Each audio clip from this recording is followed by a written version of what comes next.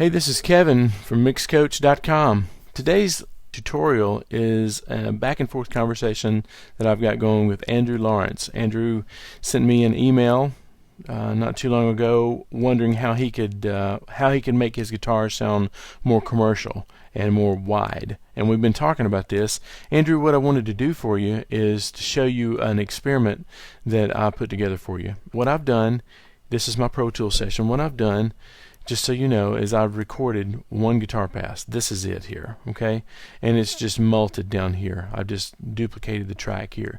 But what I wanted to show you is this is the guitar thing, and it's pretty much the same riff you were playing.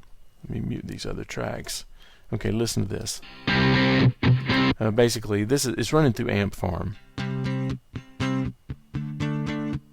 Okay, now this is Amp Farm, and I've got a Soldano, which it was closest to the one that you had as I could find. I just put this together pretty quick. So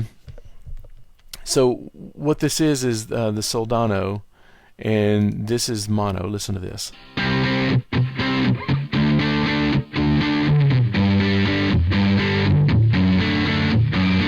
Okay, now what I want to do is I want to pull this slap delay up, and what I'm doing, the left side of the delay, this is just for balance. This, you may or may not have to do this. I did it because my ears felt that the left side was a little heavier. But what this is, the mix, I want it to 0% here. So what's coming to the left side is 100%. I mean, it's what I originally recorded, okay, so it's 0%. This over here is 100% delay. That's another way to think of it. Now I want to show you a couple of different points on the delay, 7 milliseconds and 12 milliseconds. Now this is a 7 milliseconds. Listen to the difference it makes. I'm going to start off by bypassing it and then let you hear it.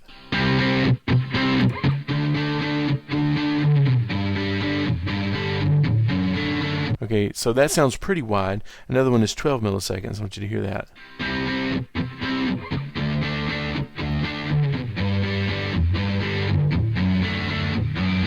Now, I used to use this trick a lot on acoustic guitars that were tracked mono, and I wanted them to sound stereo. I don't think that's needed for every song, but I wanted it to sound stereo, so I would put a 7 or 12 millisecond delay on it. The reason I picked those two is because if you listen to this, you can hear that the phase goes in and out. You just have to find a sweet spot. I'm not saying that 7 or 12 is the only way, but if you go much past 12, you start to hear the delay. It's a noticeable delay. It's not just wide. It's like, oh, that's delayed. It's like tuning someone's vocals and somebody says, hey, that's tuned.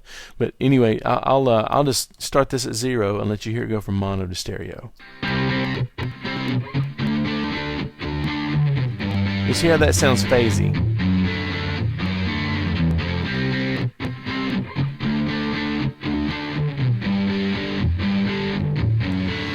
Well, you could go as high as 25 if you wanted to, but anyway, use this trick to widen out your guitars. That's way number one. I'm going to mute this and show you this second track, which is done with pitch. Okay, so I'm going to let you hear it in mono first.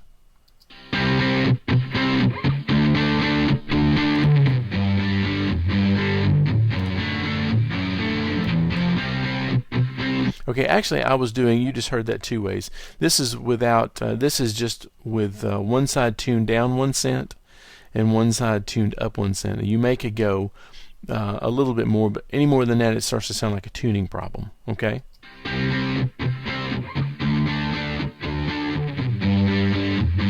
Okay, that's pretty much just pitch.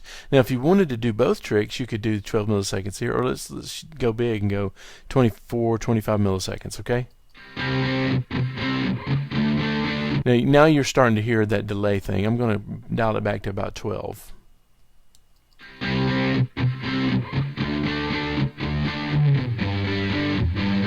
So that's a little wider too. So use this trick. It's the pitch, and it's basically the pitch mono to stereo. Okay. Now the third thing I want to show you is, now this is the same guitar pass here on this track, but I actually double tracked it, so I actually played this guitar pass, okay? Even though this stuff is on the end, this is left over from this track. This is actually played at a separate time, okay? Now one's panned hard left, one pans hard right. Another thing to consider is that these are the exact same amp preamp settings or the same amplifier settings, but listen to the difference.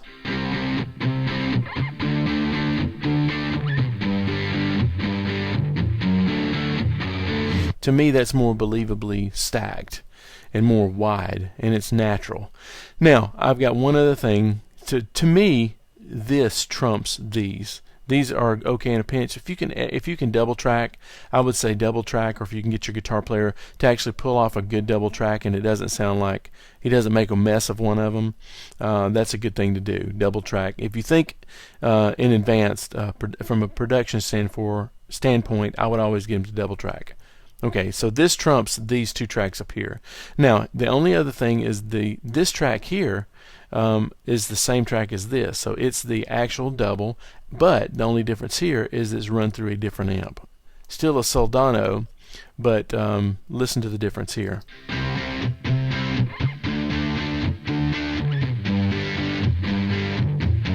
Now here's back to the same amp. Here's the same amp now. Different amp. To me, there is no, I was telling you before, there's no really comparison. You should, if you can get one preset for one amp and another preset from another amp, do that.